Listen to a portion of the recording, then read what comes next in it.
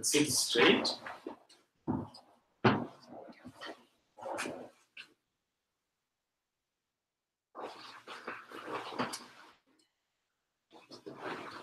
Sit comfortably, sit straight.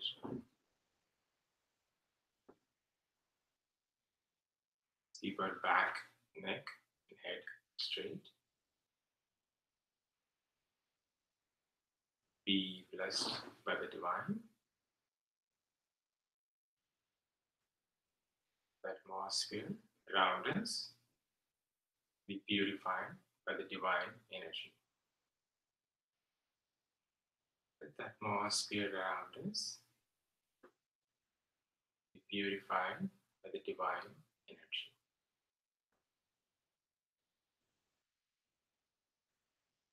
Let the waves and waves of divine energy descend through us, our body and soul purified and blessed.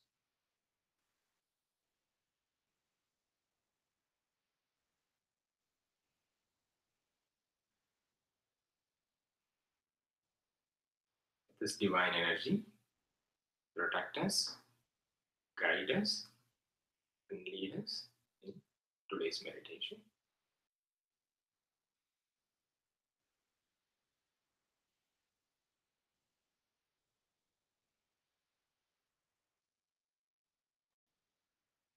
Salutations to God.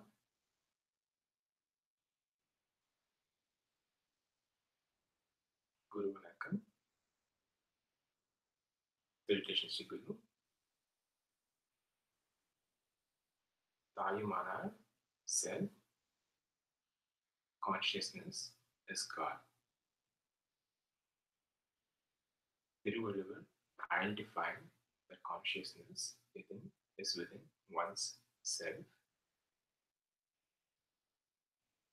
Tirumular identified a way to realize that consciousness. Saint Valala merged in that consciousness and wrote millions of hymns. Let's recollect all those saints who lived in this consciousness, the divine state of consciousness, and let's seek to follow their guidance to realize the same.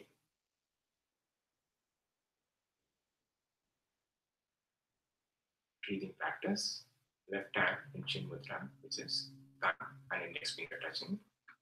The rest of the fingers extended out. Using your right thumb, close your right nostril and inhale through the left nostril. Now close your left nostril, exhale and inhale back on the right.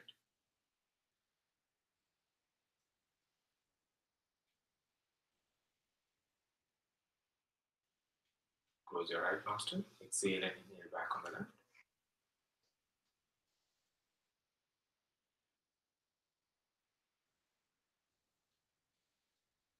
Close your left, exhale and inhale back on the right.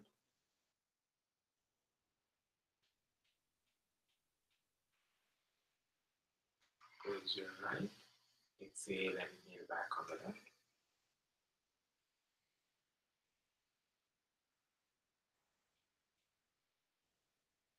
Close your left, exhale and inhale back on the right.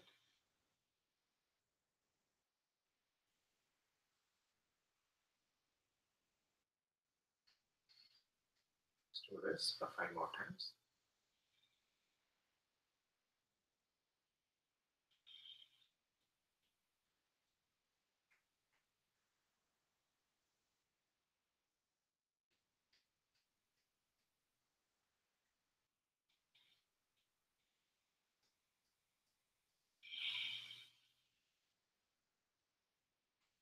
Be blessed by the divine.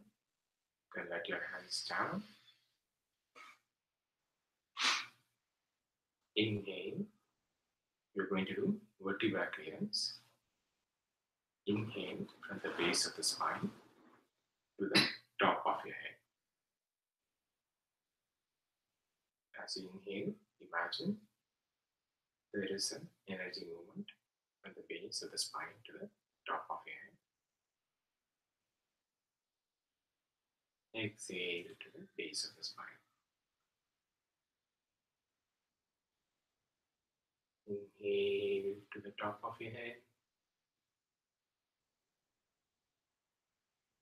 Exhale to the base of the spine. Inhale.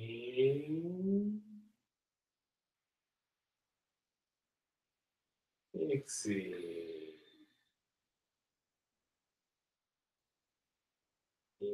Inhale. Exhale. Inhale. Exhale. Inhale.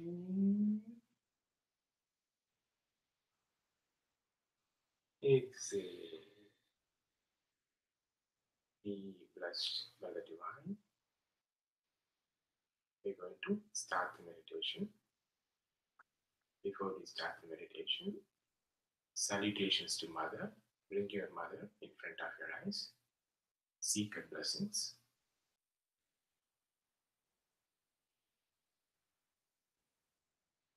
Salutations to Father. Bring your Father in front of your eyes. Seek his blessings.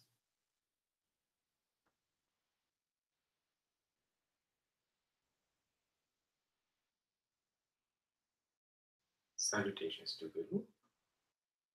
We're going to learn a practice which has been done for almost 4,000 years. Let's seek the blessings and guidance of Vedatri Maharishi, who has simplified it, or whomever you may consider as your master or any enlightened being. You can seek their blessings so that you should get the best out of what they intended us to learn.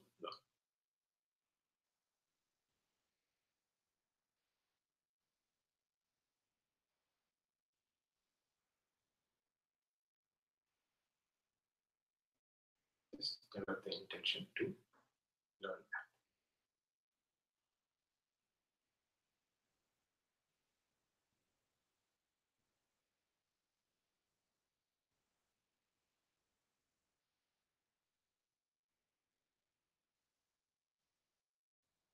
Meditation, Adna. Just witness energy between your eyebrows. Newcomers, you can just witness your breath, or if you can see and perceive any energy between your eyebrows, just witness that.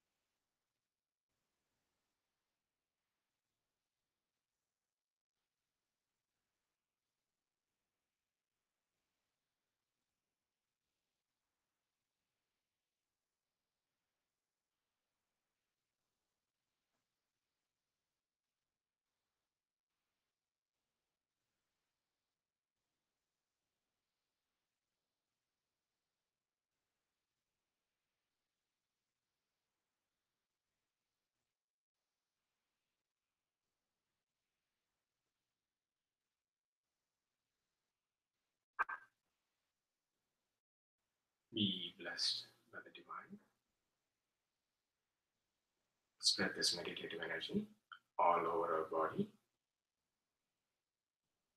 The grace of this divine energy, we shall enjoy good health, long life, enough wealth, wisdom, prosperity, peace, and happiness.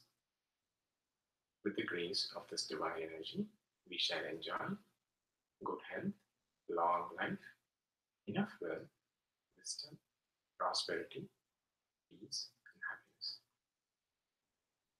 With the grace of this divine energy, we shall enjoy good health, long life, enough wealth, wisdom, prosperity, peace, and happiness. Let's conclude the meditation. Right. Raising your hands above your head. Fill up your palms. Open your eyes to your palms and spread the excess energy all over your body.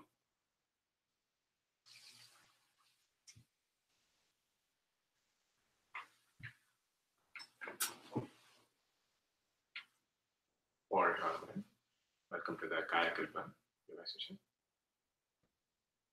Start with a small experiment. Right? Start with keeping our palms close like this. Just pay attention between your palms. Keep your left palm fixed and move your right palm.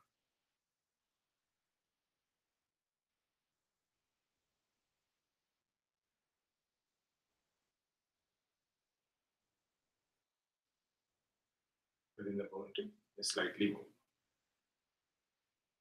When you move the right palm, are you seeing any sensation on the left palm? Or slightly move back and front. Yeah, now you feel it like that kind of. Right? Who are able to feel anything? Right now? Something is happening. Right? If you're feeling anything, perceive how strong it is, or remember how strong it is. If you're not feeling anything, not perceiving anything, our goal for the day is by the time you leave this place at 1 o'clock, whatever you felt should be stronger. If you're not feeling anything, you should be able to feel something. That is our goal for the day. Right? In the practice, what we are going to learn today is going to be about what is this thing, what is happening there. That is what we are going to learn about today. Okay? It's a very long practice. So the thing is, this practice is Kayakalpa means, Kaya means body, Kalpa means immortal. Fundamentally, it's a practice to increase the longevity of the body, to make sure the body can sustain as much as possible, live for as long as possible. Right? And it's been taught for almost 3,000 to 4,000 years in the Siddha tradition. It is there. And they even say that part of Tamil grammar is written to, there is an alphabet called Ra in Tamil language, which is created to indicate this. We'll learn about this towards the end. And as the vocabulary of the language improved, the definition of what does got improved more and more and more. And earlier, when Vedatri Maharishi, he simplified this, he taught this. It was initially taught as a 3-hour course, 3-day course. And then they simplified it to 6 hours within 1 day, broke it down. Now we have further shrunk it to 3 hours because some of the fundamentals what we are going to teach, we have been already exposed. Okay? So I have a request for you guys. Now we have shrunk it to so small into a very shorter duration. So make sure that whatever we talk about it, you fully understand it. Only then you can do this practice perfectly. If you don't get anything, if there is a single iota of doubt, stop it and get clarified. Right? Unless you are completely clear, you will not be able to get the best out of it. Okay? My job is to make sure that you experience it. You don't need to think that one is master, one is student. There's no such relationship here. We need to be crystal clear about the concept. Okay, we'll start with that. Great. So I'm going to take a pedagogical approach, meaning I'm going to make it more like a conversational and like a question and answer kind of a session, so that when you have a question, we'll think through it. And if we are not able to come through it, then that's when something will get stored in us once effectively. Okay, so in advance, please forgive me if I treat you more like students. So the objective is to make sure that you go through some questions and see that, right? Some of you are elder than me. They might be able to be asking a question, but please don't mistake. Okay? All right. With that, let's get into the session. All right? Okay, what is this? First question. Vibhuti. Actually, this is I should have done it with Vibhuti, but I took I took wheat flour. Right? Right? So what is happening when I flow like this? It's flowing, free flowing. Right? Drum is just flowing down. Right? These are small particles, and each small particle is more like a colloidal small particle, and just freely flowing down. Right? The bodies in our cell, so the cells in our body are also like that, right? We have small particles. Ideally, that should also be flowing down, isn't it? If the cells are independent, our body is made up of independent cells, right?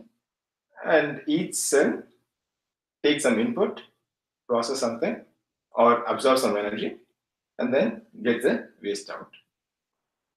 Our body is fundamentally made up of small units of cells. That should also be flowing down, right?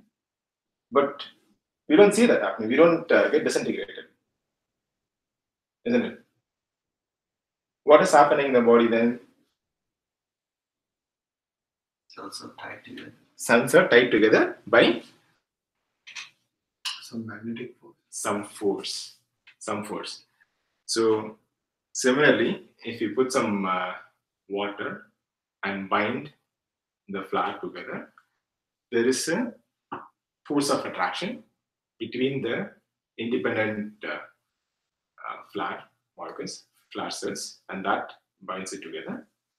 Like that, in the body, within every cell, and within inside the cell and outside the cell, there is some force, and that force is binding all the cells together. That's what is making us into one shape, giving us some shape, right? Whether it is binding to muscles or bones or nerves, everything, but into the fundamental core, there is a force which is binding the cells together. So whenever there is a force, there should be some resultant of the force. Okay? If there is a lot of force happening in one thing, there should be some resultant which is coming in. The resultant of that is what we saw between the palms. Right? We will see that how it is. Right? Okay. So we saw that inside the body, we have each small cells. And the cells, how it work? What is the duty of each cell? The work done by each cell is to absorb energy or get the nutrients in, break it down. From there, take the necessary energy or the good nutrients from the input and send the output, excrete the output. That is the role of each cell in the body. Right? To move something from one place to other, what do you need? Energy and force. Fundamentally energy. Right? And the energy which is used by every individual cell, right? I'm going to call this as biomagnetic force or biomagnetic energy. Okay, we saw that it's having this in and out kind of a property, or attraction and repulsion kind of property. It's kind of a magnetism. So I'm going to call it as a biomagnetic force. Okay, so what we saw so far is the body has cells, and each cell is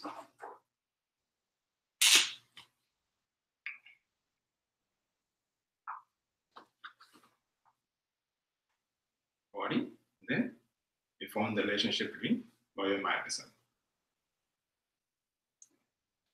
Okay, biomagnetism is basically, I'm going to define it's a very, very fundamental energy, right? Or we can say biomagnetism as the energy currency of the cell, or energy currency of the body. If the cell wants to move anything in or out, there should be some force within it, or within the small minute thing, there is a little force. Even in modern scientific terms, we call it as weak forces. Weak force, but still fundamentally it's a force. And unified force theory says that there is fundamentally one force.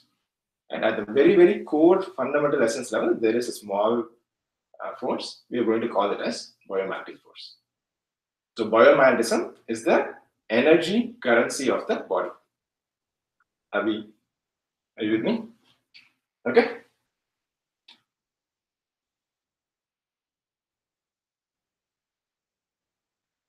Any questions so far?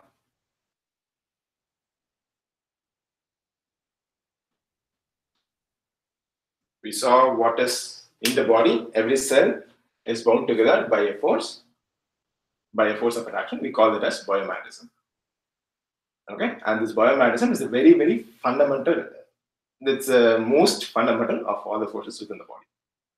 Okay, the name what we are given is biomagnetic force. All right, it's at the, if it is happening at the electron, we say it as electromagnetic force. Since it is happening in the body, we just say it as biomagnetic force. Right? All right. So where do we get this force from? Or where do we get energy from? Senses. Senses. Senses? We get energy from senses? Maybe food or Food. Okay. sometimes sunlight. Let's imagine our body is like a container. Pardon my straight line. And we get input from food. And the container gets water from some input sources. And that is food. What is to give us energy? Let's assume this water is energy for this analogy sake. Sleep. Sleep. In sleep, do we get energy? We don't deplete energy. So we don't deplete energy. That is expense part. We'll come to it. Okay? So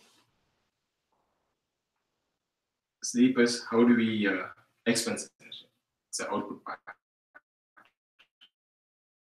Okay, expenditure. Actions or what do we use the energy, right? How do we get energy? How we get it?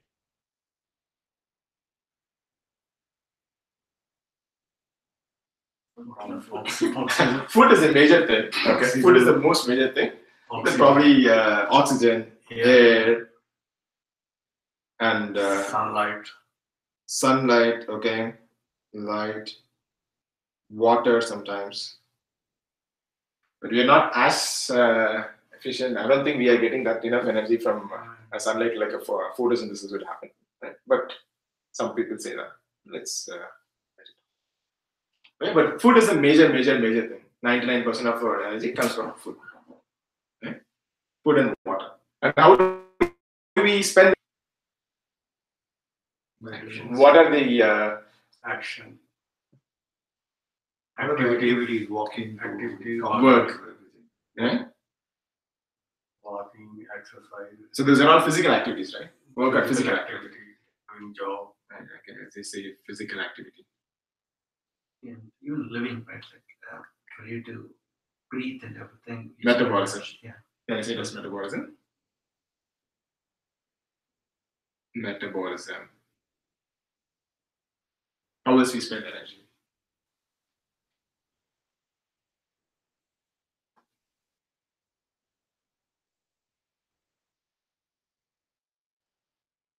This is the only way we spend energy?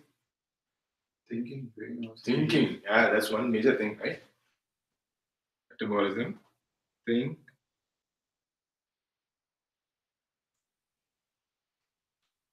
Our thoughts. Probably should write as thoughts.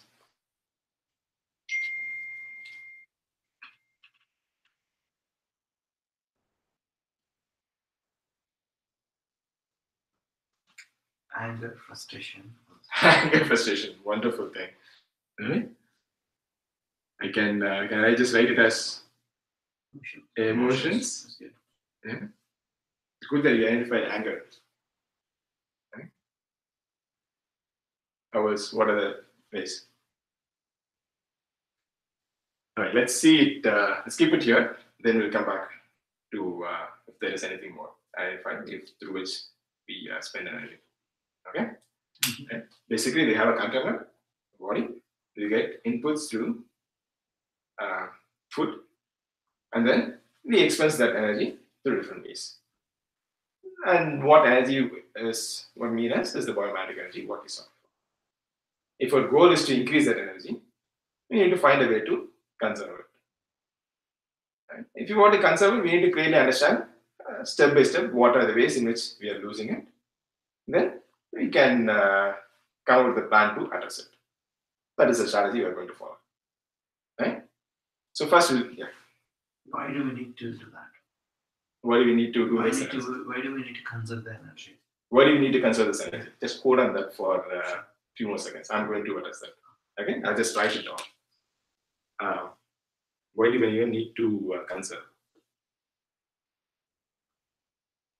Okay, I will definitely address that. All right. So input is coming, and then so first let's take about thoughts or mind. So first is metabolism. Metabolism is where most of the whether you like it or not, metabolism is happening. You need to keep the lungs function, the heart function. For the body to function, it needs to expend energy. Okay. Then we have this thought patterns.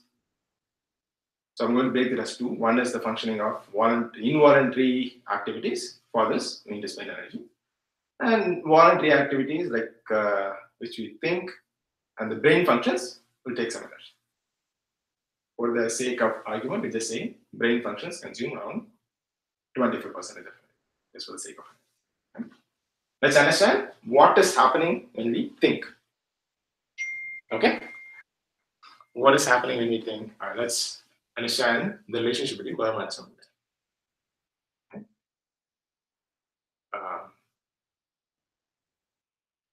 All right, let's start with some kind of an example. The thought, any thought, starts or arises with a sensation. Some sensation. Right? Some sensory organ, through the sensory organ, some sensation has happened. That's what the origin for any thought is. Right? What is a sensation? Let's understand what a sensation is with the context of biomedicine. Right? Let's find out. Okay. Let's say, tell me what is your favorite sweet? Shanvi, நீங்க சொல்லுங்க நீங்க தான் விருப்பப்பட்டீங்க. What is your favorite sweet? Kaju Katli. Kaju Katli. Yeah, I think it should be favorite for most of the people. Right. When you have the first Kaju Katli, how sweet it will be. It will be yummy, sweet, good, tasty. You would want to have more. Right. You have the second one. It's okay, good. And then you have the third one. Will the third one be as sweet as the first one? Sometimes. Alright, then we'll increase the count to fifth one. Will the fifth Kaju Katli be as sweet as the first one? Sweetness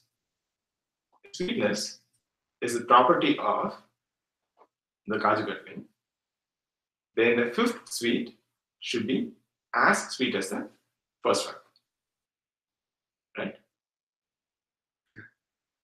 If sweetness is a property of our tongue, it's the same tongue, nothing changed. Then the fifth sweet should be as sweet as the first one. Right? So what is happening then? Sensation. Right?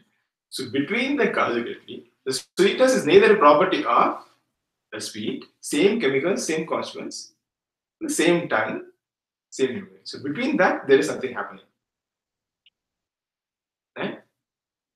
That what it is, and let's try to understand. Okay? So what is probably happening is, in the Kaju Katli, there is some properties, or there is some factors, or some magnetic field, some force. See, when that is in touch with the sense organ, right, the respective senses are stimulated, areas are stimulated, right? The level of biomagnetism in the sense organ get raised up, and that increase in that excitation level is what we perceive as sensation. Okay. So I say by default, in the body, I have 8 units of biomagnetism.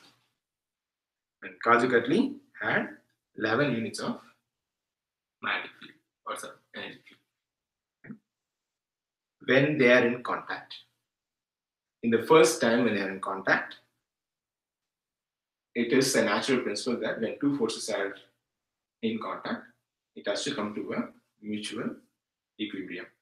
That's a fundamental natural principle. So when they are in contact, the biomagnetism in the body gets elevated to 3 units. So you will see that increase in elevation, that excitation is what we perceive as sweet. Okay?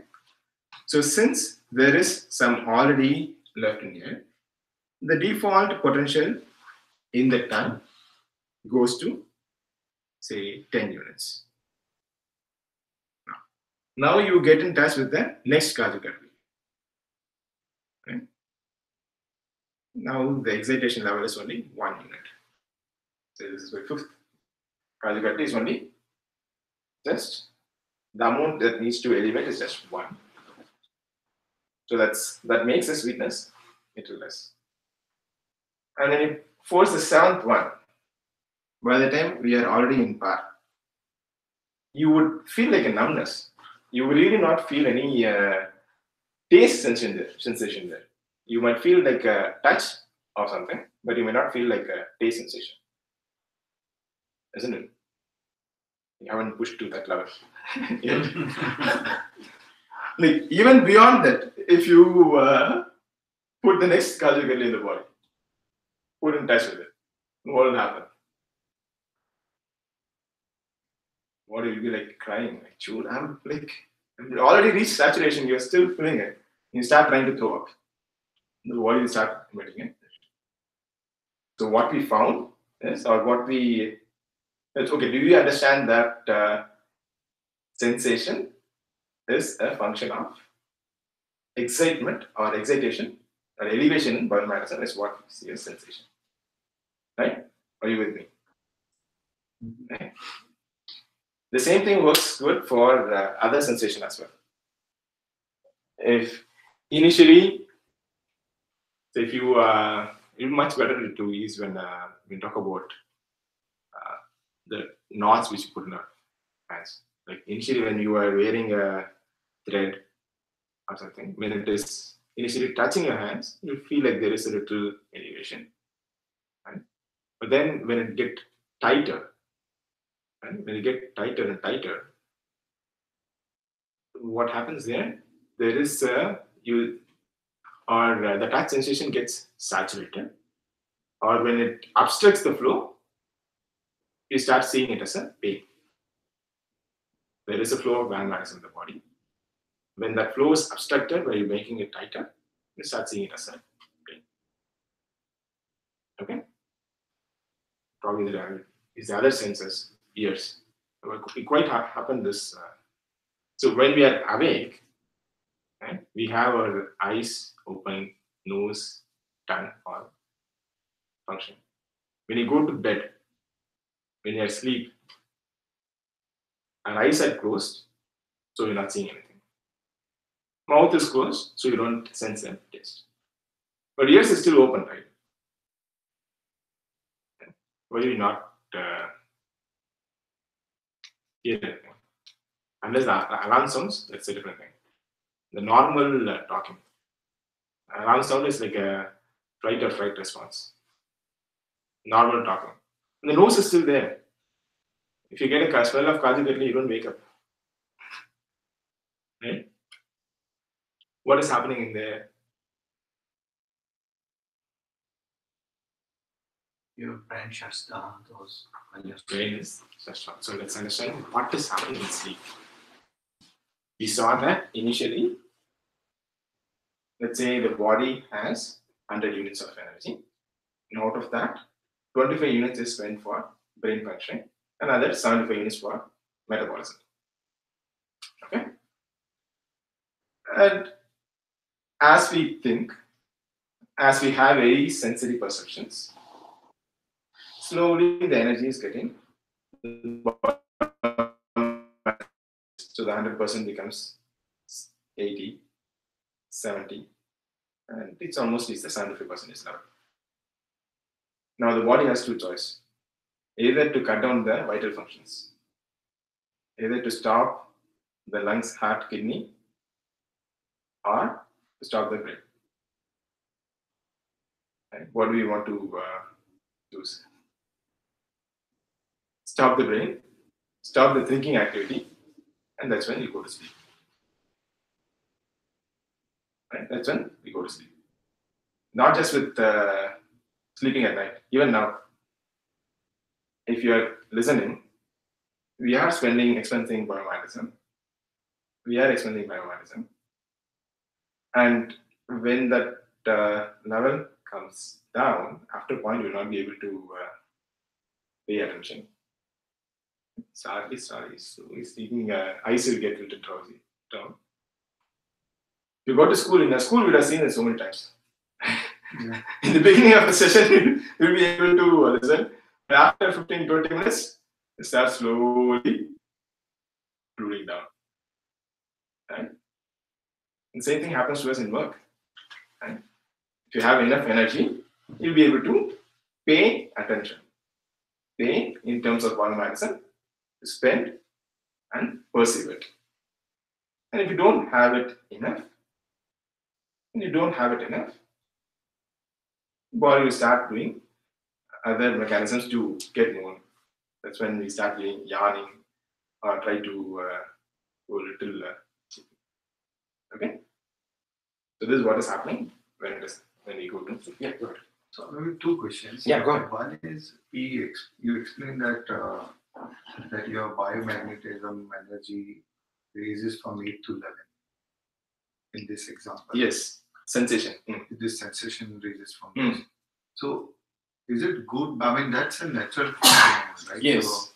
So is this something which needs to be changed or developed as a pattern, or is something which is going to happen? One. And two is what happens if it was reversed. So for example, I was just trying to think that if I started with a bitter, say neem ka juice, which is like too bitter. So the first sip is like so bitter that you don't want to have it at all. But then if you kind of maybe for some reason you want to drink the entire glass, second, third, fourth, fifth, and then so in this case my whatever, even the taste is increasing or decreasing. I'm a little confused there. So whether I'm raising from 8 to 11 or whether I'm going from 10 to 7 in the bitterness. Okay, let's first address the bitterness question. So inside the tongue, there are areas of tasteness for sweet, bitter, salt, and different area sense of taste. There are different areas. The cells in that area get excited more, and that perceive the taste. Okay. So when you are in touch with bitter taste, initially one particular area there is a huge excitation. Then more and more and more, and that also gets saturated.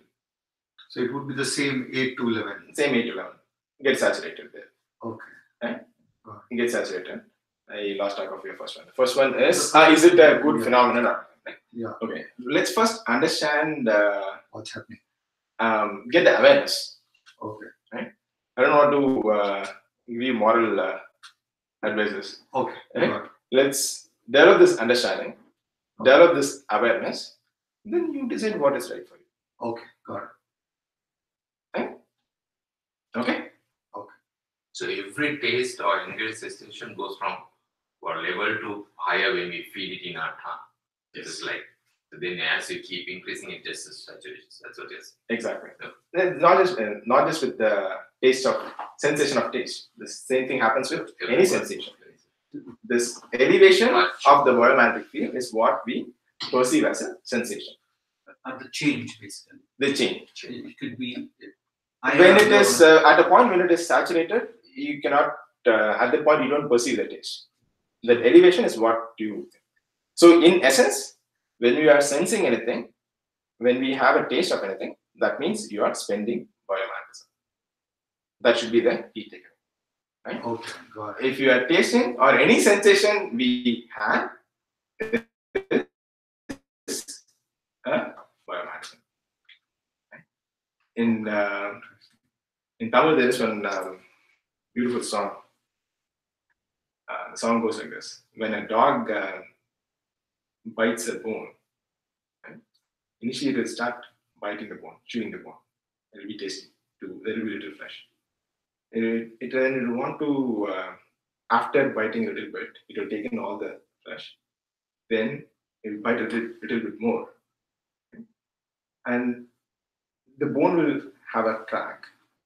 Sometimes the crack will go and hit on the dog's body. Right? When it hits on the jaw, then from his dog's mouth, the blood will start oozing out. The dog will start tasting the blood. Right? Then it will think that from the bone the blood is coming. Then biting it, chew more. Then it tries to wants to have more. Point is, when we have a sensation, it is our own biomagnetism which we are expending to have a sensation. Have that awareness. We are spending the energy to perceive something. Right? It is our own energy that we are spending. That awareness, we need to first, is what I'm bringing about. Right? I'm not saying whether it is right or wrong. Let's get this awareness in first place. Then we'll try to see what is there. Okay? And in right essence, what should be is finding out a moderation or finding out a proper limit and method of having this sensation. Sweet is fine, right? But what is good for my body? How much energy I can expend to perceive this? Let's have that awareness of that energy within us and consume what we need. Okay? So this is the sensation. And the same thing holds good with this. What is in the sensation is what is becoming a thought. A collection of thought is the mind. Okay? Sensations, eventually, that's how we perceive the world. Okay? With taste, eyes, touch, ear, smell, that's what we do. And we see how that is also relating with being attentive. Our success in work, school, every place, having more energy helps us to focus more, helps us to do more and achieve more. Anyway. So fundamentally, we need more biomagnetism. Right? Sorry, one silly question. Sure. So, in taking more food content to increase the energy, is it not kind of, So going back to again his question, like why conserve? Cannot I consume more energy Okay. so that I can Very spend good more? question. And therefore, and then we are talking about obesity and all those things at one end.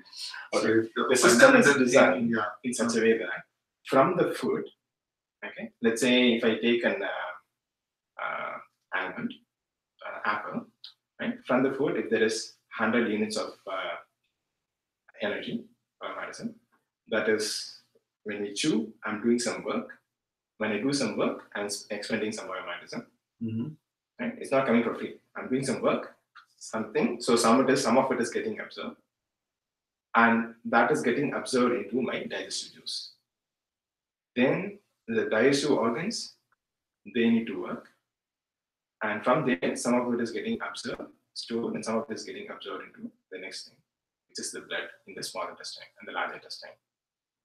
Then from the blood, some energy is flows through the entire body to do the metabolism, and then from there it gets absorbed into the flesh. Then it goes into the bone. Then in the bone cells, they are also working, and some of it is extracting from that. And then a little more in a higher density, it goes and stored inside my bone marrow. And then in my nerve cells, brain. And then in the last entity, SVF. Okay? Step by step, we will come back to what does SVF is. So the energy what we get stored in the body is step by step getting absorbed. In each stage, to absorb it, the body has to expand. The body has to work. It is not like you touch it directly, we're getting a transfer of energy. Right? In each step, some part of energy is absorbed and getting stored into the body. It's getting stored into the body. And each step, a little more work is being done to get it absorbed and stored. Right? And the density of more storage increases as it goes every step further. The density of in the volume of blood, how much energy is stored, is the energy density is lesser when compared to the energy density stored in the bone marrow. Right? That's what in Tamil or in Siddha medicine, we say it as Rasam, Rattam, Mamisam, Majai, Irumbu, Sukkilam. And yeah, you see more such terms because Vedatri Maharishi himself, he was a Siddha practitioner first, and from there, yeah. Okay. So to your point, food, just we're not getting energy from food by just touching. Okay? Or just when it touches the tongue, we're not getting energy. As it touches for 14 days to observe and get it stored in all the parts of the body. The apple which you eat today, it takes about 14 days to completely absorb the energy from there and get stored in all the faculties of the energy storage in the body. That's what Siddha medicine is saying. 14 days. 14 days. Okay? So we eat today, it will take 14 days. 14 days, step by step, to get stored in the at different areas in the body, and finally to get stored in SPF, it will take a post. I think it's to completely get the entire Completely, energy, but yeah. It's not like you don't get any energy till 14 days. It's like completely get Completely energy get till absorbed. 14. Yes, completely get utilized in. So we have about 7 faculties in the body where the energy is getting stored. In the digestive juice, then the bloodstream, then the flesh, and then fat, then bone marrow, and vital fluids. Okay, it takes 7 step by steps to finally get stored. Right? Then all the times the body still needs to get work. Okay, let's see one more thing with respect to mind and biomedicine relationship. And we saw sensation is one part. With sensations, we lose energy. And we also thought about thoughts, how we are losing energy, we saw that. Right? And metabolism, we lose some energy. Okay? And one emotions, we lose energy. Okay? So as you pointed out, when you get angry, you do get lose energy. Have you noticed when you are losing energy when you get angry? Have you guys noticed that? So when you get angry, you at least notice that your heart is beating fast. Sometimes you feel like your head is getting hot when you get angry. Right? You notice. What is anger? What?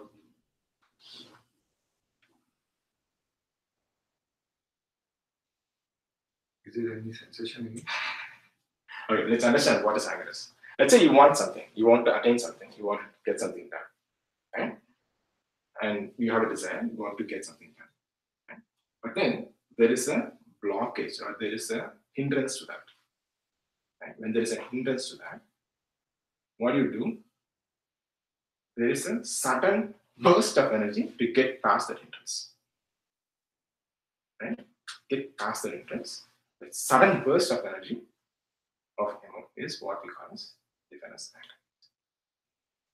When you have a desire, when that is getting thwarted, there's a sudden burst of energy to get past the desire. That's what we call as anger. Right? So what is actually happening?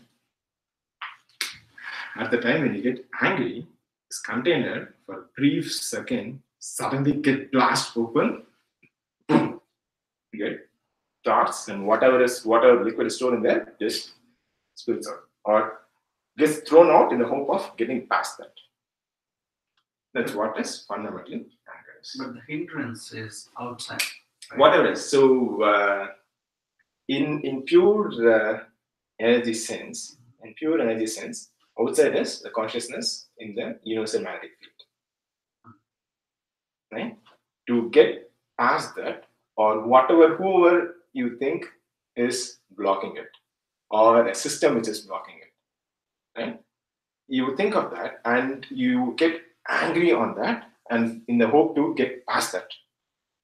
That thought process, that energy process is what you define as. You think of it in a normal sense, that you want something to happen, right? But your wife has a completely different opinion about that. And you keep saying about this, doesn't work out, and then suddenly you get, okay, now I want it this way. Right? It'll be more easy to pursue if you have folks with toddlers in home. Right? We have one view of what the world is, and they have a completely different view of what the world is. Right? And we want things to happen in this way, and we have one expectation, and somebody they want to have a different expectation. Now, no, I want it this way. I want it now, this way. That's when we burst out in an anger, and that causes us to. You can see that hand pumping it, right? You guys notice it. So what does it mean? What is really happening there? That 8 is going to like 25. Suddenly there is a burst. Expense is suddenly getting increased. Right? Once it gets out, you don't have anything further. What is meant for the metabolism also you're spending out. If you're spending out what is meant for the metabolism also, what will happen? You don't have anything for that. You don't have anything for that. Right? So this is what in Tamil they used to say, but there's a Tirukkural which says, Sinaminum Sirndare Kulli. What that means is, in essence, what is happening here is, we are committing a brief moment of suicide. When we get angry, we are committing a brief moment of suicide. At that point when there is a sudden burst of energy, what is meant for metabolism is just thrown out. Right? Then we are committing suicide. So what do we need to do? You want to kill someone, suddenly make them get angry. Silently? Make them angry. Okay, make them angry. I just say to wake you guys up. Right? But the thing is, we notice this, right? We are getting angry, and getting angry is silently killing us. And understanding that we had an expectation or a desire which is not being met, is causing us angry, is the key thing. And causing us to kill our own self is the key thing. Right? So the right action is to at least clarify that expectation. If you have an expectation about something from someone, let's at least clarify it. This is what I want. Right? And then we should get their agreement as well. Right? This is what I want. Do you agree for that? Right? No. You'll spend more energy for that, is what I'm thinking. That is better than the sudden burst, isn't it? That is better than the sudden burst. Right? Else you are killing yourself. Right? Spending, at least you have a control. When you have it in a burst, and the expectation is met, agreed, and then if it is not met, then we can communicate what do you need to do. Right? That is one thing. Okay? This is one aspect. And what are the other emotions through which we lose energy? So we saw how to address it, right? We at least identified that anger is a major aspect to which we drain out huge energy. Okay? What are the other ways in which we lose energy? The other emotions in which we lose energy? Maybe too much love, more. So, yeah, it's a sensation. All right. What else? Laughing. Maybe you spend a lot, but it is not as big as anger. It's another key thing. Have you guys ever got worried? Depression, worries. Yeah. Right? What is worries are like small pores in the container through which silently water leaks out. Without even knowing that there is a leak, the water silently leaks out. What is a worry is, you have a desire, you wanted to do something, but for some reasons, for some situations, you are not able to fulfill that. Then, for a small area in the brain, you would keep thinking like, I'm going to do this. I want to do this thing. I wish it has done this way. I wish it is this way. You will keep training out slowly. Start living it up. There's so many such unfulfilled desires we have, and they will slowly train it out. In Tamil, we have a very good word for worries. It means kabalai. You know what that means?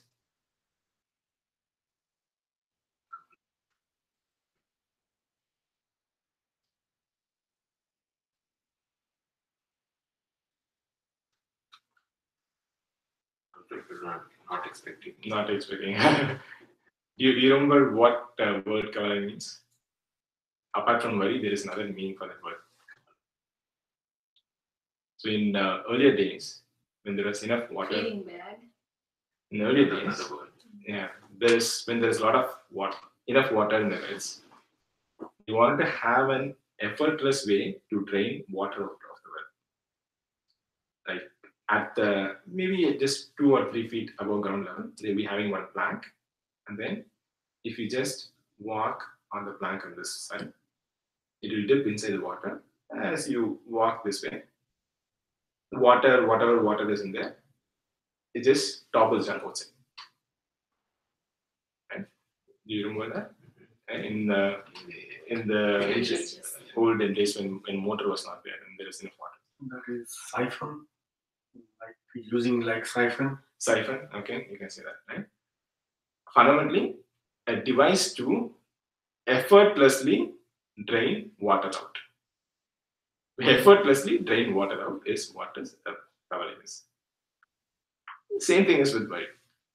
is a channel to effortlessly drain our energy out. Right? Effortlessly, without lot of effort, you can drain the water out. That's what is coverage. So now, which is a better way to kill someone? Angry or worry? Make them boring because you don't put any effort. You don't put more effort at all. And they won't even know that you are the one who's causing it. So how do we address worries? Right? To understand what is really happening, right? And find a means of become aware that we are actually getting worries. What is in there? Let's go ahead. Right? And then address it. Right? Okay, that's how we actually do it. Right? And obviously, you don't by 10 minutes of talking, you won't stop getting angry or getting worries. Right? By the way, this discussion about angry and worry and all, this is not as a regular part of Kayakalpa. What happened is, it was like 7 or 8 months back. I used to, after connecting Kayakalpa, I had she was a Persian lady. She attended the class, and after 3 weeks, she said, "You know what, Karthik? After she called me, said, after attending Kayakalpa Yoga, I'm getting more angry now." She said, "It doesn't make sense." Right? Should have not like all these enlightened ways. They will not come up with a device or practice to suffer more. Are you sure you're not getting angry before and now you're getting more angry? And I said, yeah, I'm damn sure. Before your class, I was all fine. Now I'm getting energetic, but I'm getting more angry now. Really?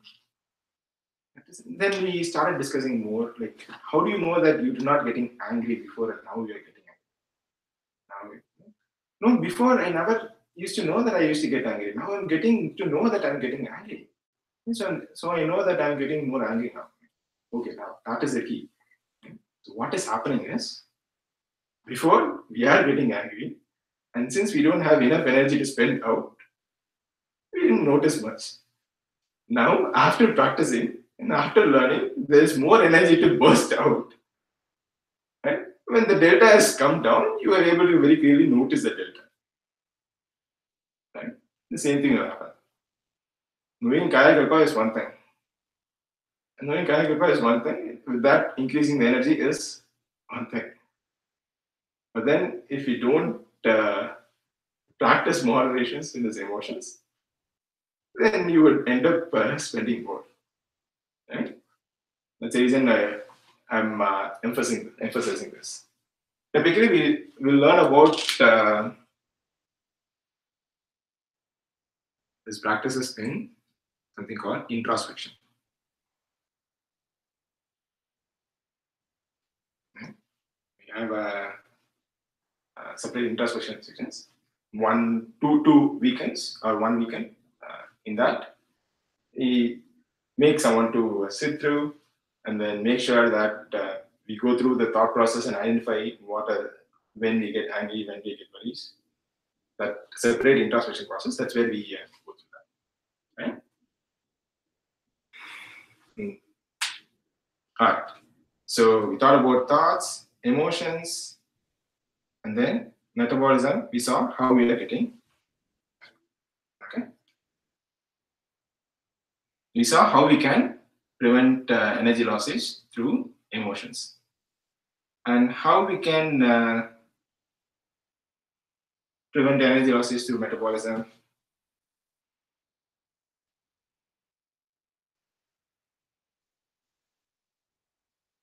So metabolism is a functioning of the body. Right? Let's say there is a machinery. The body has a machinery, and through that machinery, we are breaking down the input, and from there we consume energy. Right? That's the way how the system is functioning. And we are trying to find a way to, if you make that process efficient, make the process the way how the body functions efficient, right? How the system functions efficient, so that whatever instead of consuming 75 units of energy, it might consume lesser, right? And that process is what we do during the exercises, right? The simplified physical exercises, the video link which I sent to you guys. Okay? Not sure how many guys got time to even open that. In that, there is a 1 hour video which says about how we can maintain the blood flow, heat flow, and energy flow to every part in the body, so that then the body itself is becoming more efficient. Okay? We're basically making this container straight. Let's see if we can draw straight now. Okay? We're basically making this container straight so that we can store more. Okay? Whatever the pipe is bent, the process of making it structured to conduct more energy is, or make it smooth or frictionless, is what we do as physical exercises. Is what we do as physical exercise. You can just okay. We saw that for physical exercise, metabolism, right? And thoughts. During meditation, so those who learn or practice meditation, or any meditation, right? After doing meditation, you feel like a little energetic, right? Have you felt it? Or a little refreshed after doing refreshed. What is happening there? Why do you get energetic? Why do you get refreshed?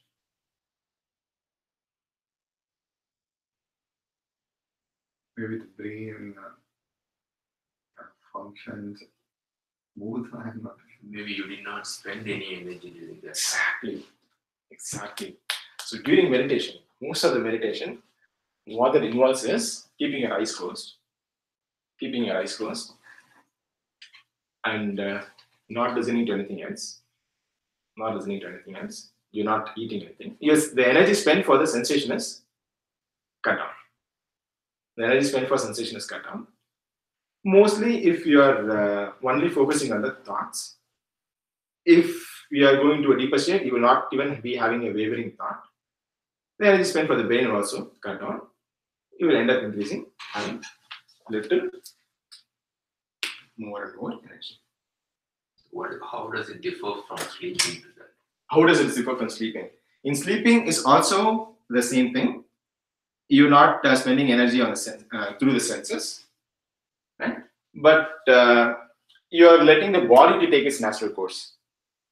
The nature's way of teaching is meditation is sleep.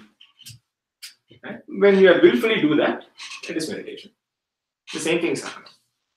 But what you do or what you achieve in 7 hours of sleep, trying to achieve it step by step. So when you go to sleep, first initially you will get ready to sleep, get step. Then you go through this REM movement, rapid eye movement sleep. Then you go to deep sleep. Okay. And to get into that state, relax everything, and then slowly get into that state. It will take you around. That itself will take in 3 to 3.5 hours, and then you will stay in this deep sleep state for 2 to 3 hours, and then you get up. By meditation, you directly go into the deep sleep state. With the techniques, what you get it. And this is how any meditation will work. Right? You will never do a meditation by running and jumping and getting excited. Right? Fundamentally, to conserve energy so that you will get it. Okay? This is what is. These are the ways through which, these are the different sky practices we do. Alright, this all go works hand in hand. Alright, so we saw all of the different ways in which we could conserve. Alright, so what are the other ways in which, if you want to increase energy, we saw that how all these helps to causing the loss of energy, and we found the ways how we can address this to increase the energy. Okay, you're with me. Apart from this, we saw all these ways through which how we are losing energy, how we could lose energy. Now we found a way when we go one by one and how we address it, we can increase the energy. We address that. Okay. So growth of your body, the new cells and bone and all also comes into that, right? Metabolism. Metabolism. That's also comes as part of metabolism. Is there any other way to increase energy?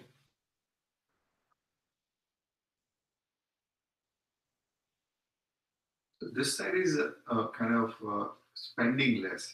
Increase the energy is, you're saying that increase the energy by spending less. Spending less, exactly. You're getting the framework. You cannot increase. Increase is only by food. Yeah, increases input. Yeah.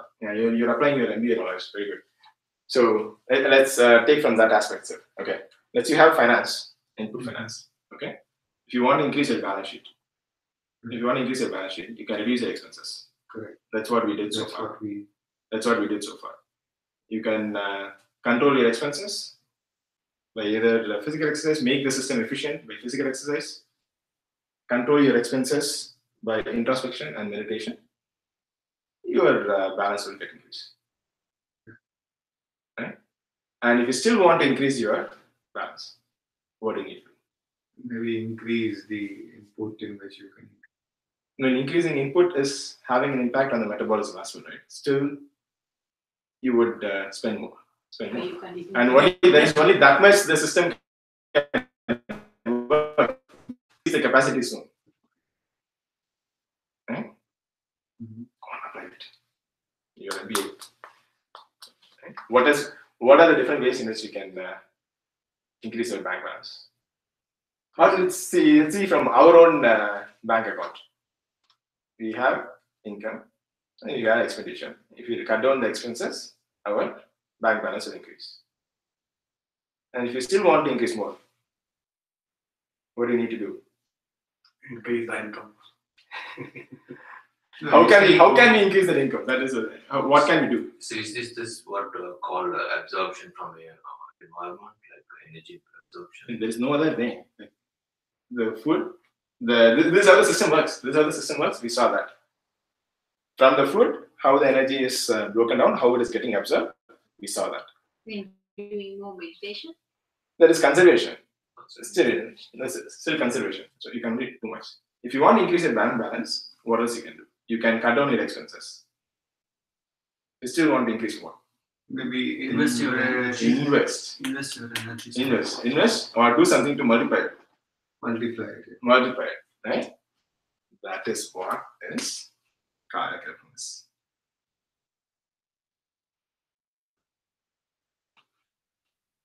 That is what So is. you put your energy into some sources where it will start multiplying. Or make the process more efficient. So basically, Just only Kayakalpa will multiply. yes, we'll see that. Okay. By the end, you'll notice that. Right? We're going to. So fundamentally, we are trying to understand. We're trying to understand how the energy is stored inside, so that we can get to store more. Question. Ah. The increase in energy, is it measured or is it perceived? Or is it You can an measure it. assumption? Like You can measure it.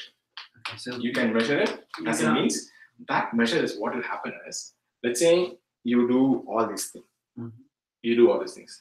You have blocked the holes through meditation, right? And you have blocked the holes through emotions.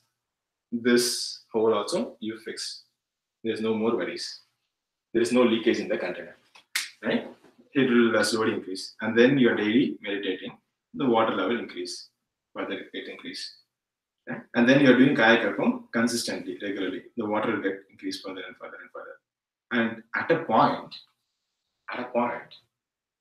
the energy level gets increased further, and further. You reach the boundaries of the container. Right? You get to the state of overflow.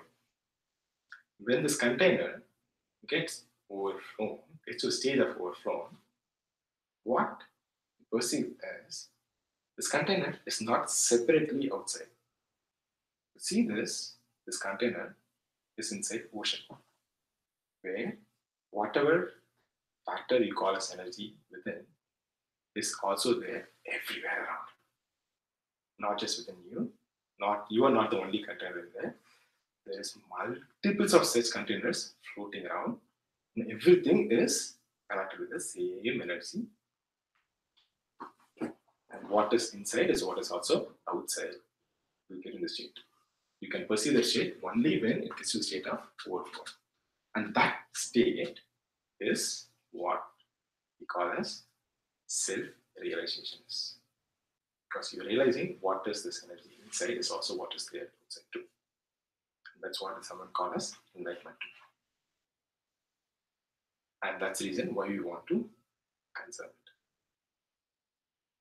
Right? Step by step, we'll slowly increase it. At a point when it is in par with the external, you will start perceiving it. Okay? This will happen. You will be able to perceive it. And at that state, you feel like you're not just bonded within this body. Your dimensions of the body will just get increased, because once you get in touch with the ocean, right, your awareness of the self will not just be limited within the boundaries of the body. Your awareness of self itself will be completely dimensionless. You get expanded all over. Right? That's why the people say as enlightened ones, say as divine consciousness. Right? It's not the state of experiencing it once. Right? When we slowly build it step by step, you can perceive it. You can definitely perceive it. And then once you perceive it, you will see how it feels. Then you will strive to be in the state always. Right? That is what all these very self-realized or enlightened ones, or people who call themselves as real saints, that the state they are always in. Then you strive to be in that state always. Right? That is the goal. We are all in different states of it, and some say that is the purpose of life, because in that state you won't feel like being attached to any pain or suffering, and it feels like a very long stay. But for our day-to-day some principles which is useful for them is also useful for our day-to-day life. If we increase that energy, we can do our work better.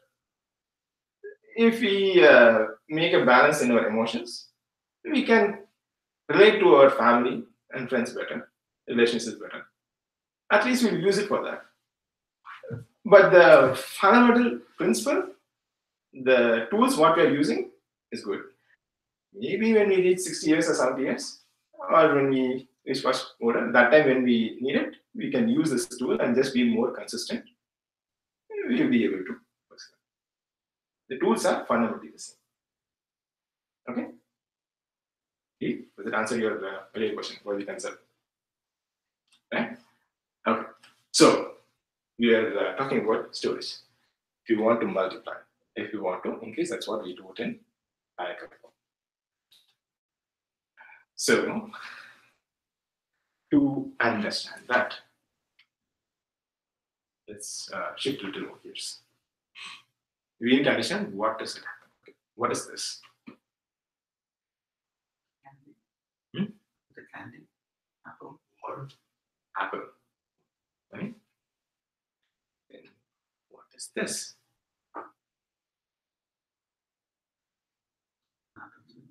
Big apple. Right? Lying. It is an apple. I take it from the tree there. From my tree there. Then what is the difference between the two? One is real, one is artificial. What else is the difference? Color is different. Size Size is is different. Taste is different. Taste might be different. Okay. Good. And The energy in both of them is different. There is energy in both, right? Yes, but one is. Okay, what is one has and what is one doesn't have? one has life.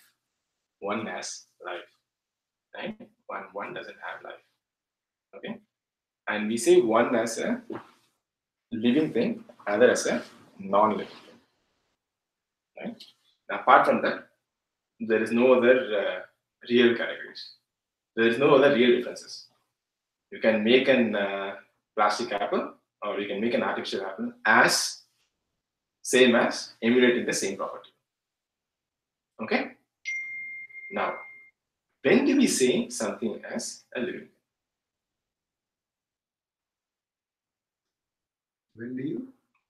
It has growth. When it has Growth. growth. Do we all agree with that?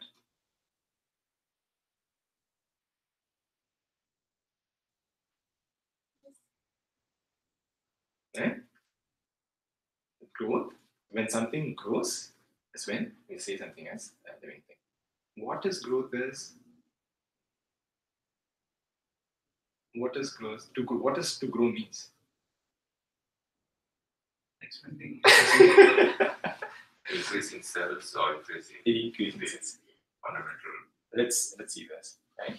A cell or an entity, right, to sustain itself, to keep itself alive, it take energy from the surroundings, absorb it, make it a part of itself, and then excrete the waste out. Right? As it absorbs the energy within and continue to store within, it replicate itself. And replicate itself. That process is what is we call as a growth. Right? Make sense? A plastic apple or any artificial apple cannot do that. You can find an entity to consume energy. You cannot replicate. Right? And what is making it replicate itself? What is the structure in there? We call it as, let's say, it is a life force. Okay, there is charged particles in there.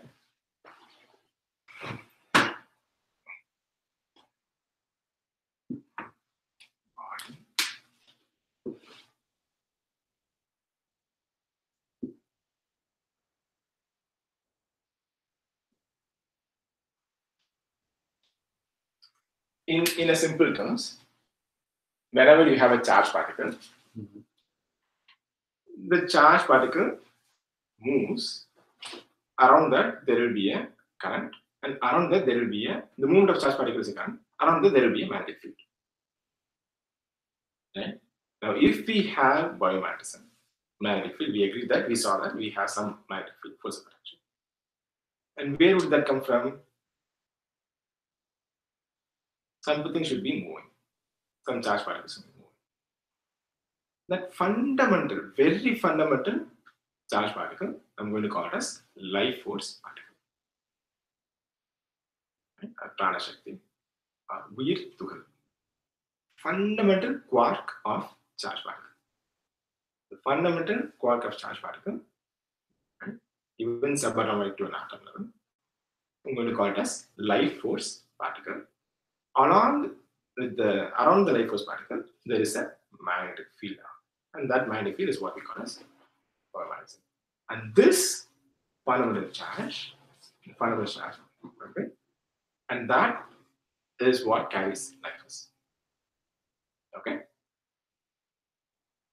And once we understand, we saw that this biomagnetism is related with this life force particle. And if you want to increase this biomagnetism in the body, we need to understand how it is getting stored.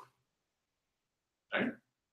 Once we clearly understand how it is getting stored in the body, then we can increase our ability to store more of this charge particles. Right?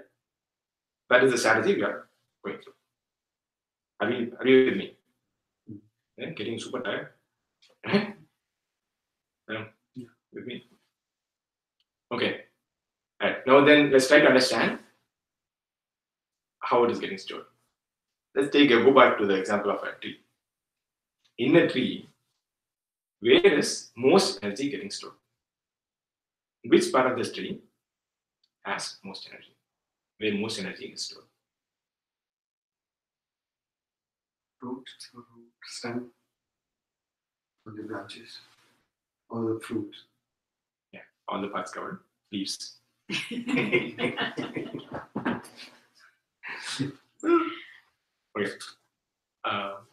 Think about this. Right?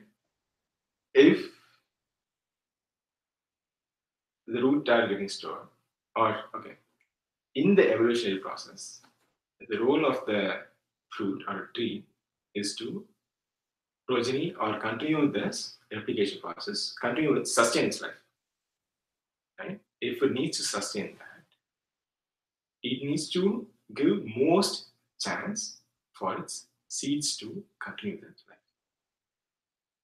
Right? That's how evolution process is. That's how the evolution process is. Right? So it makes sense for a tree or plant, whichever part that helps it to replicate itself,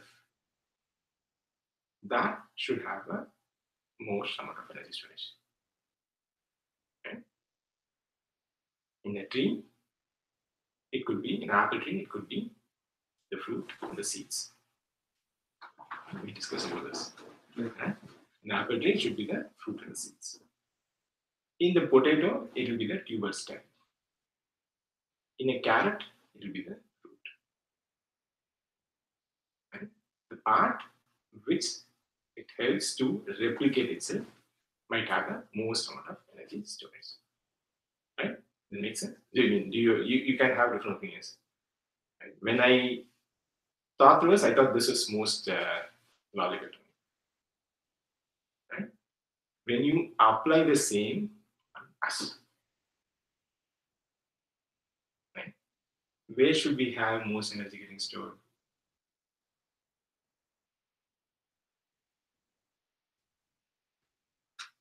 Your muscles, bone, Your muscles help you replicate. the cells. Our The cells. replicate your own self. Should be the reproductive cells, right? Yeah. The semen and the just ovarian fluids, right? With the nervous, right? And that collection we are going to call it as SPF or sexual vital fluid. In pure biological terms, it is a collection of the cerebrospinal fluid at the base of the spine through the column, the testosterone or progesterone hormones, right, and the reproductive cells all together constitute the sexual vital fluid. Right? From the food, the apple intake, each part consumes so and so energy, little bit energy, gets stored in it. By the time the energy to reach my SVF takes 14 days. Okay. Any food. And the amount of energy stored in each area is lesser, and as it comes to the SVF, highest amount of energy is getting stored. The densest energy storage is what they call in Siddha medicine as ojas. Okay, more ojas is stored in the SPF. Okay, yeah, go ahead. Two questions. So one is that when we said one apple which we eat and 14 days it will take to reach the SPF stage. Yeah. Is it kind of the body structure meant in such a manner that every time we eat, it will actually go to the SPF, or it can die? So I mean, if I'm not consuming enough energy, Right food. So Okay, so if I'm just including eating junk, then it will go only till third stage or fourth stage. That's it. Exactly. Or life force. A food which is alive. That is the food which is organic. Right? Mm-hmm. Or organic label is different. The food which is alive. Right? That has the life force. Right? Vital life force. When you consume that kind of food, you would consume it. That gets stored at different levels. By the time it reaches SPF, it takes its first time. That's the reason when you're sitting in Vipassana, right? You just eat fruits, but still you're able to sustain. Yeah. Right? Now, by just eating junk food, you cannot sustain. Sustain for that long. I tried it. This of July 4th. That's where you went. Like, I want to test it out. Like, how was? For 10 days we were sitting in silence, and we just one app. Right? With that, we were able to sustain for all through the night. When I came back here, I ate quarter kgs of chips. Still, by the time not able to. I did it last year. Right? So the thing is, what is really happening is you consume the food, your the energy from there is getting a part of yourself. Mm-hmm. Right? That's what we are getting. Okay? With me? So now the key question. If you want to increase the energy storage, what do we need to do? Eat the food which can go to the seventh heaven.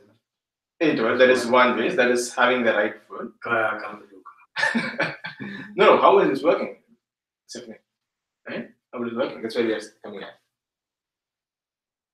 We need to, if we now before the, now we know that the SPF is where most energy is getting stored.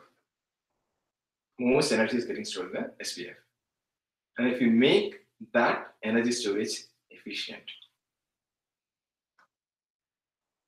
right, then we'll be able to store more energy, right? Mm-hmm. Agree? That's Can you what. come again? How do you stop? Okay, so we saw that the food we consume is getting stored in different areas. The highest amount of energy being stored in the body is in the SVF, sexual vital fluid. If we increase the capacity of the SVF to store more energy, then when more life force are stored, then more biomagnetism will be flowing in the body. Right? Our goal is to increase the SVF. Okay, now that's a problem. If we increase the SVF, we need to live within the physical dimensions of the body. There is only that much you can increase. Right? If you just increase the container, that's not going to help. If you're just increasing the container, it's not going to help. Right?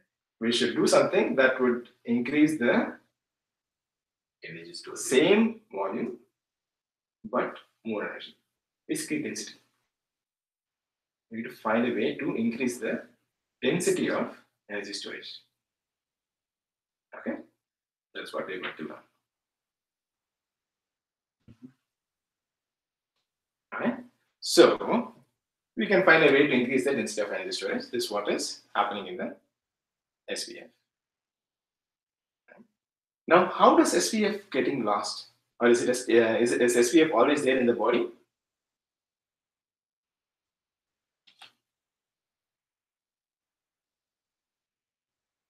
The sexual vital fluid is not always in the body. Okay? Sexual vital fluid, whenever someone involved in the sexual activity through the semen and through the ovarian fluids, right, a part of sexual vital fluid is getting spent out to give a chance to another life to proceed. That's what is evolutionary purposes, and that's why more energy is getting stored in the SPF in first place. Right? So one other area through which we spend energy is through sex. Okay? I'm not saying don't not to indulge in sex at all. And intention is let's try to understand what is really happening and be aware of what is happening. Okay? If you look at the way how the body is structured, how the right way how the body is functioning, every cell needs to contain energy, get energy, and whatever it gets stored, the excess it needs to spend out. That's how the system works. You cannot continue to hold it within itself. The system cannot continue to hold the excess within itself. Circulatory system, it functions, right? And from there, the excess is carried in after absorption, the waste or the excess is collected in the urinary bladder. You cannot just continue to hold it within the body. Right? Once it reaches the excess level, it needs to send out. Right? The same way happens with sexual activity as well. When the excess happens, when the excess is sent out of the body, right? The natural incentive or the natural evolutionary incentive is to have a sensation of pleasure. So that you will send it out. Else we will just contain it within us. And when any excess is sent out of the body, there will be a sensation of pleasure. Right? And if we are aware of this process, what is really happening, then we'll be having when we are sending the excess and when we are going touching below that. Okay, it's basically let's try to develop the method of limit and method. Trying to be aware, okay. Then you will know what is excess and how much is. Okay. Any questions so far? Right. All right. So the key takeaway, at least one thing is you need to remember is the reason why we do Kayakalpa is the primary purpose of Kayakalpa is to make the SPF denser. You make the SPF denser. You agree with that, right? You agree with that? Okay. We understood the primary principles, how everything work. This is all this is what is all happening within the body. There is nothing more than this. Now let's try to apply this into different aspects. Okay, how the body is functioning, how the cells are functioning, you figure out. Why do someone die?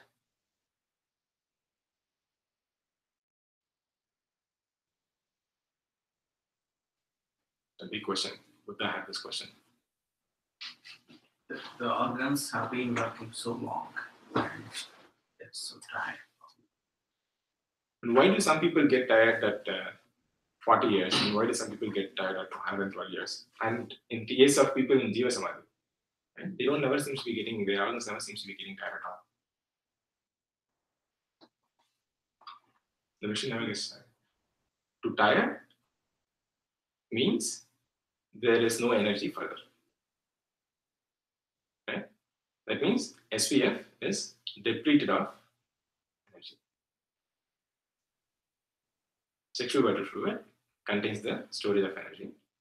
In the SPF, there is no more energy. It's the only one that stores more energy, but that's not the only one, right? The final. So when the energy is getting used from the body, right? At different levels, it will be taken up. And finally, it starts getting it from the SPF. If you look into people getting old, right, it will be in the same order. First, their digestive functions will go back. Right? People who are normally getting old and trying to die. The digestive systems will be getting bad. They'll not be able to eat. Then slowly the blood circulation will come down.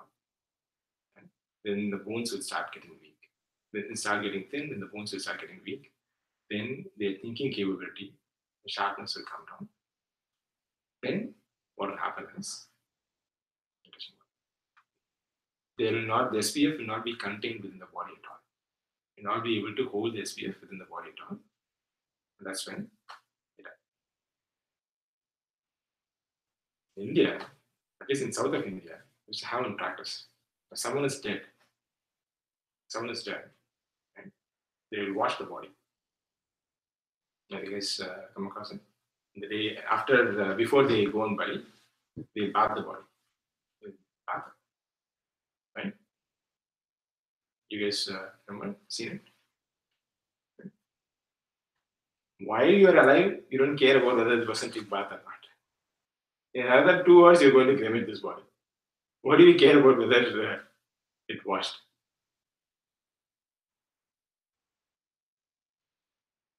Why do you need to care about whether it is washed before cremating?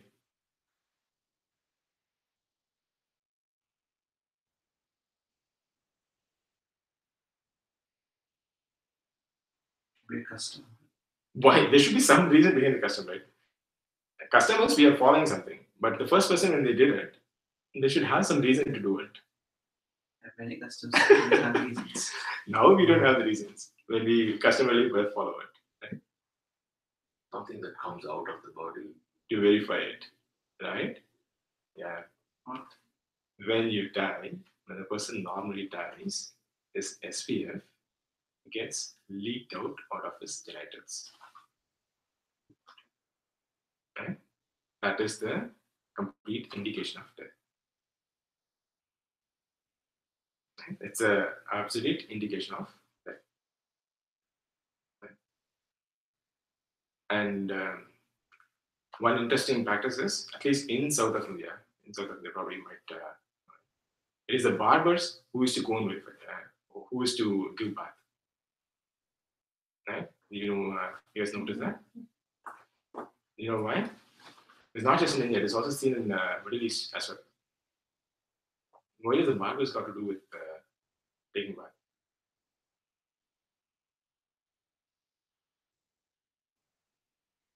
Because, at least just a tidbit, this is not part of Kayakalpa. So 300 to 400 years back, before medicine actually came as a profession, it was the barber community who were also giving this medicines, applying medicines. Their job is also to apply medicines. And it is their job is to verify someone is really dead or not. You don't want this guy to wake up on the way. Right? While giving bath, they will check whether the liquid is or the fluid is oozed out of the genitals or to the eyes, nose, or ears.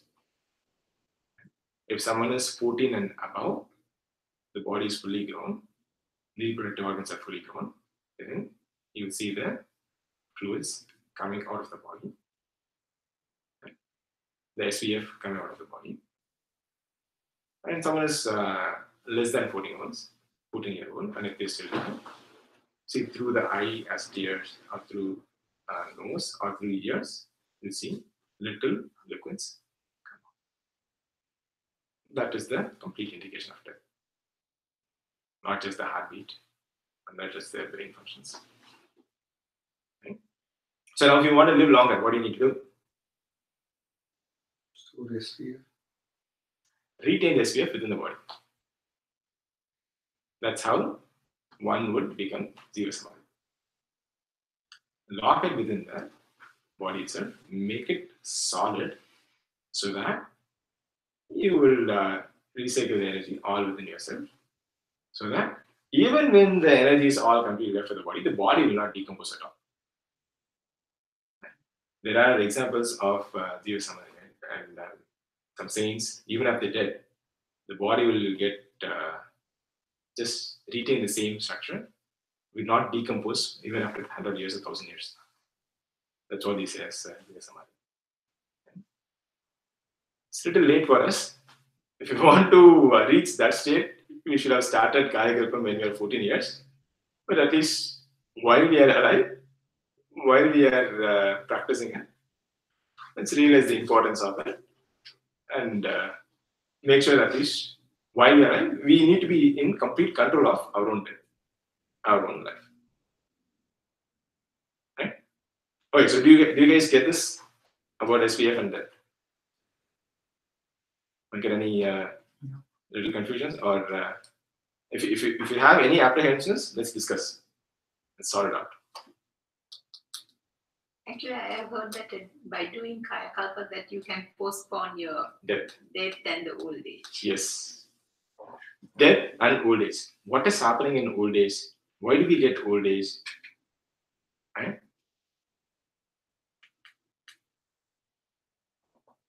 Automatically, the years are passing, so we are getting old. Why do we get old age? So let's understand this. Okay.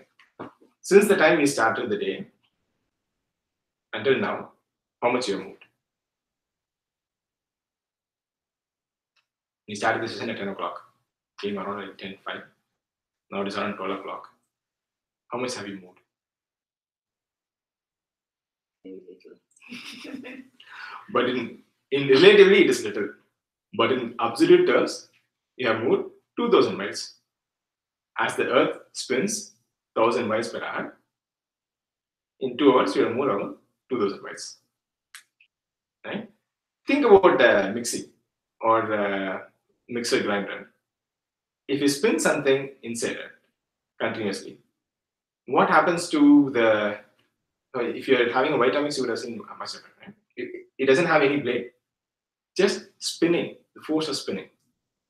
By just the force of spinning, it's the whatever force it is holding it together and clocks, right? And then the individual constitutions come out. You're always subjected to this force, centrifugal force. Right? In a relative context, we don't see that because everything else is also moving along this. You don't see, but we are always subjected to this. So when we are always subjected to this, right, the lighter components will always continue to move away from the body. Right? Then we tend to lose that hold of the lighter components. Right? And the lighter component in the body is, if you say it as, if a body is made up of 5 elements: solid, water, fire, air, and energy. The most of it is energy. Energy is always pulled out. The most solid is the flesh and solid things, which is at the center of gravity of the body, at the hip. That is retained. As we get older and older and older, as we grow, as a subject of gravity, as a subject of the Earth's field, the lighter components will slowly tend to lose the attractive force to hold it. Right? So now, when the SVF is stronger, right? When you have a powerful magnet, so if you have a magnet and then to the magnet, if you keep a pin next to each other, right? After a point, you will not be able to hold, say, if you can keep 3 pins, and then when you keep the 4th pin, the force of attraction will be the same.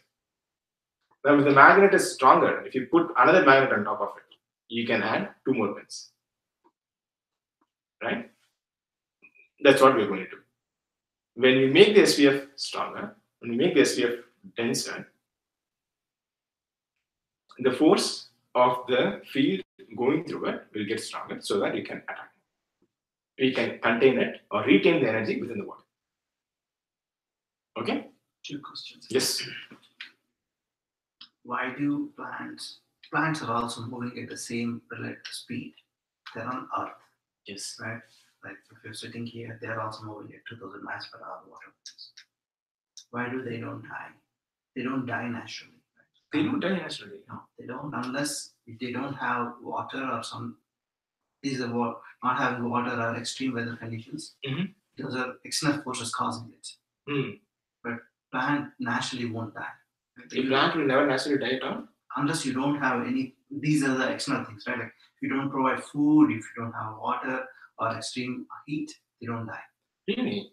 That's why you see like some trees which are like 2000 years old.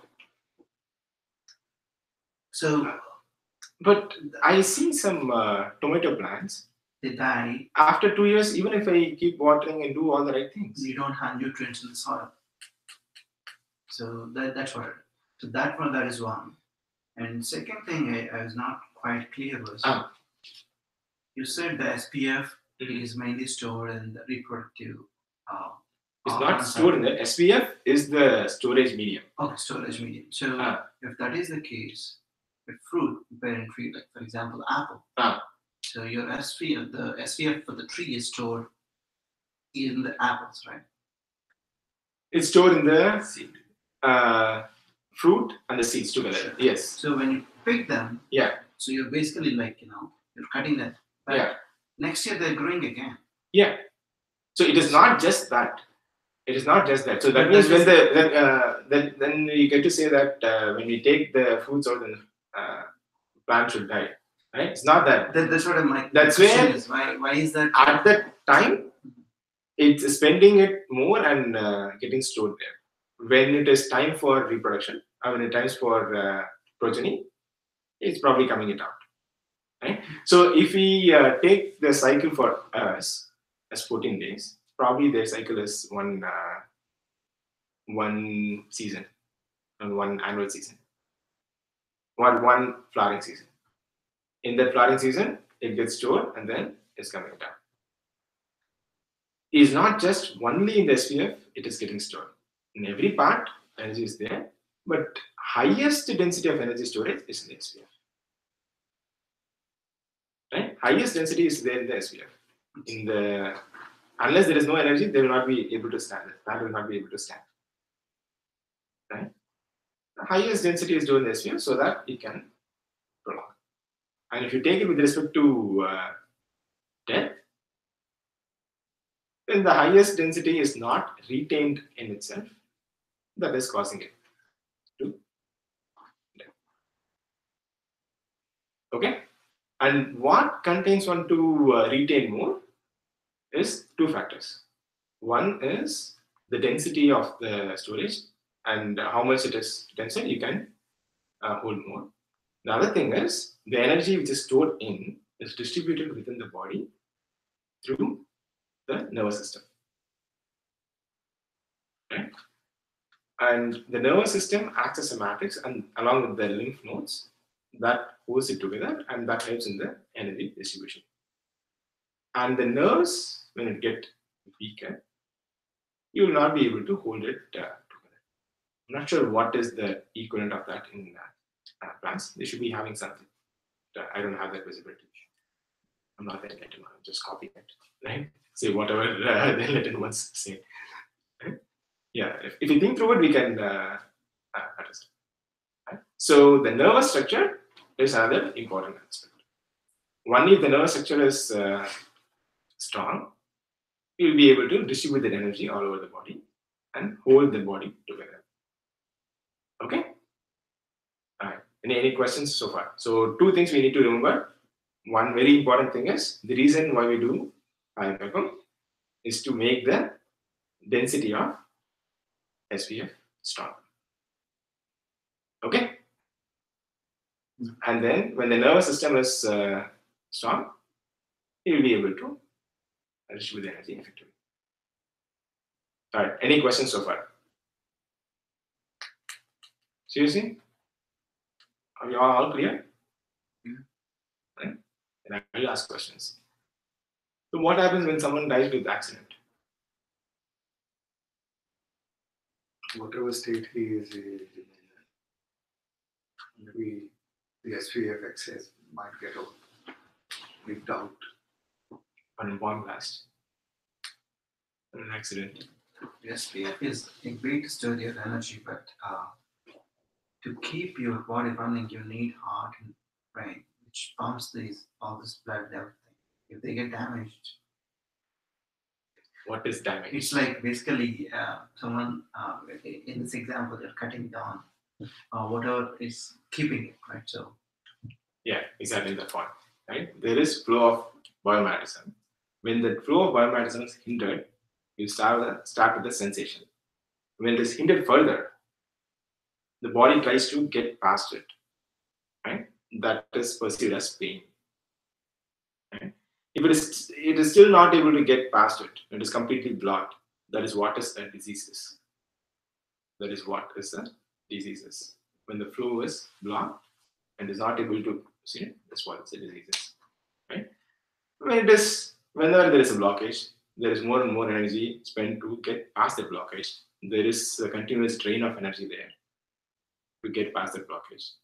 And as it retains there, whatever it clogs there, whatever energy continues to clog there, it gets accumulated. The direction or polarity of current is getting changed.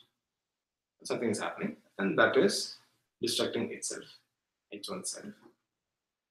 And hence, that will eventually lead to a disease, will eventually lead to death.